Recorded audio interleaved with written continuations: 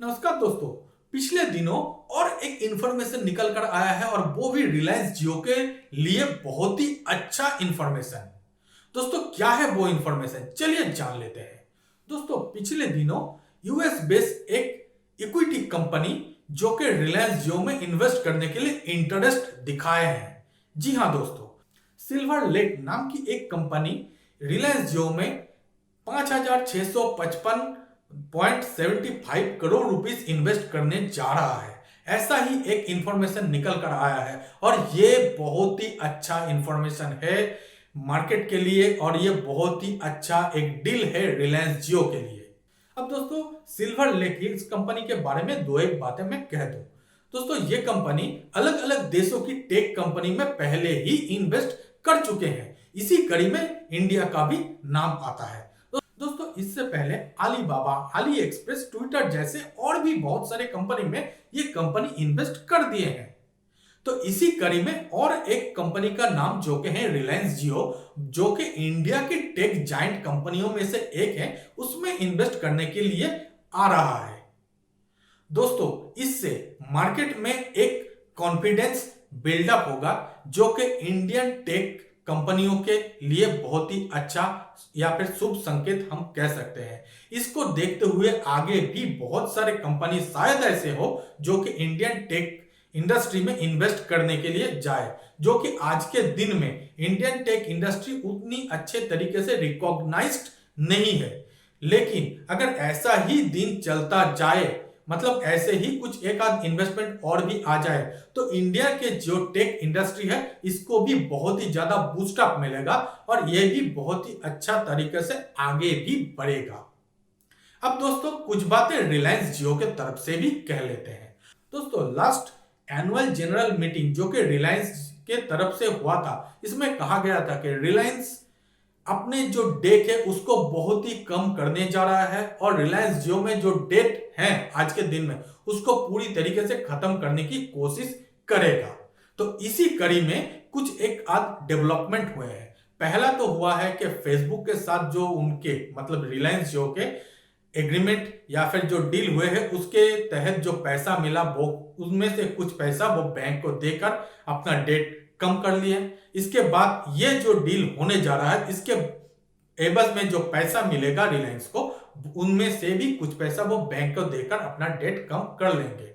अब दोस्तों इसके अलावा भी रिलायंस के कुछ एक आध प्लान और भी है, जैसे कि मार्केट में वो कुछ एक आध स्टॉक या फिर शेयर लाएंगे जो कि बेचकर जो पैसा आएगा उससे भी बैंक को पेमेंट कर दिया जाएगा, ताकि बैंक से कोई भी लेने वाले पैसा रिलायंस जियो के पास ना रहे। मतलब रिलायंस जियो पूरी तरीके से डेट फ्री कंपनी में आ जाए।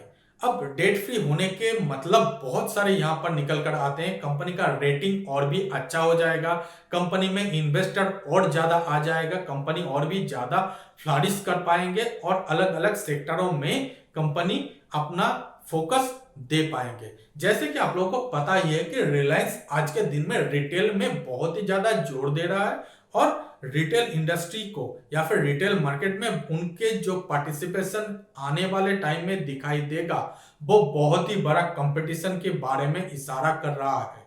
अब दोस्तों आज के दिन में ऑनलाइन रिटेल में जो सबसे बड़ा कंपनी है वो अमेजन और फ्लिपकार्ट है। लेकिन दोस्तों कहा जा रहा है या फिर एक्सपर्ट की तरफ से कहा जा रहा है कि रिलायंस जब आएगा तो इन दोनों कंपनी को बहुत ही तगड़ा टक्कर देने जा रहा है। तो दोस्तों इन्हीं सारी चीजों को देखते हुए आज के दिन में हम कह सकते हैं कि रिलायंस एक बहुत ही अच्छा कंपनी बनने जा रहा है। ऑलरेडी रिलायंस पिछले जब से तैयार हुए हैं तब से इन नामों के पीछे पूरी देश यानी कि पूरी इंडिया रिलाई करते हैं, तभी तो रिलायंस है। तो दोस्तों आगे आने वाले समय में भी ये कंपनी कुछ अच्छा ही करने जा रहा है, ऐसा मुझे लगता है। और जो लोग शेयर मार्केट पर इन्वेस्ट करते हैं उनके लिए तो रिलायंस का स्टॉक आज भी बहुत ही बेहतर है। आगे आने वाले समय में इसका वैल्यूएशन भी बहुत ज्यादा बढ़ने वाला है। दोस्तों इसके अलावा आप लोगों को मैं और एक इंफॉर्मेशन ऐड ऑन कर दूं। दोस्तों पिछले दिनों मतलब जब से ये लॉकडाउन वाला पीरियड चालू हुआ है तब से इंडिया में इकोनॉमिक एक्टिविटीज पूरी तरीके से बंद होकर पड़ा हुआ है। तो इसी के बीच लास्ट क्वार्टर के कुछ एक रिजल्ट निकल कर आए हैं जिसमें एक चौंकाने वाले खबर दिखाई दिया है। वो खबर है कि इंडिया के जो टेलीकॉम इंडस्ट्री हैं, ये आज के दिन में इंडियन जीडीपी में 30 से 35% के स्टेक रखते हैं। मतलब हमारे इंडिया के जितने सारे टेलीकॉम ऑपरेटर है वो लोग आज के दिन के जो इंडिया के जीडीपी है उसमें 35% के करीब होल्ड रख चुके हैं। ये एक बहुत ही बड़ा खुश खबर हम कह सकते हैं, जबकि इंडिया में दूसरी किसी भी तरीके की कंपनी आज के दिन में बिजनेस नहीं कर पा रहा है, रेवेन्यू जनरेट वो लोग नहीं कर पा रहे हैं। तब इस टाइम में जो टेलीकॉम कंपनी ने ये बूम दिखाए हैं, ये बहुत ही एक अच्छा शुभ संकेत हम कह सकते हैं आने वाले समय में। और इसको देखते हुए इंडिया की जो टेलीकॉम इंडस्ट्री, जिसमें नेगेटिव इफेक्ट के बारे में हर कोई बता रहा था, तो उन लोगों को शायद फिर से दोबारा सोचना पड़े कि टेलीकॉम इंडस्ट्री को लेकर अलग से कुछ हम लोग एसिस्ट करें। मुझे उम्मीद है कि अगले आने वाले समय इंडियन टेलीकॉम इंडस्ट्री के लिए बहुत ही अच्छा होने जा रहा है। तो दोस्तों, इसी एक पॉजिटिव नोट के साथ इस वीडियो को यहीं पर खत्म करते हैं। मिलते हैं अगले वीडियो में, तब तक के लिए धन्यवाद।